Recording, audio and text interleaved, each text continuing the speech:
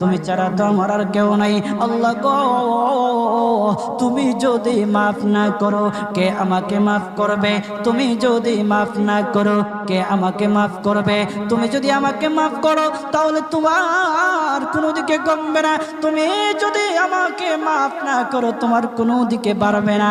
আল্লাহ গো, তুমি আমাকে মাফ করে দাও। সারাটা জীবন অন্যায় কাজ করেছি, সারাটা জীবন নাফরমানি করেছি, আমার কাছে কালেমার দাওয়াত কম আসে নাই, আমার কাছে কালেমার দাওয়াত কম আসে নাই, আমাকে লোকেরা কম বোঝায় নাই। ওগো আল্লাহ, তুমি আমাকে মাফ করে দাও।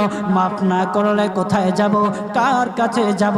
বাবা যখন মারে তখন মার কাছে আশ্রয় নেওয়া যায়, মা যখন প্রহার করে তখন বাবার কাছে আশ্রয় নেওয়া যায়, বাবা মা যখন প্রহার করে তখন দুনিয়ার কারো না কারো কাছে আশ্রয় নেওয়া যায়।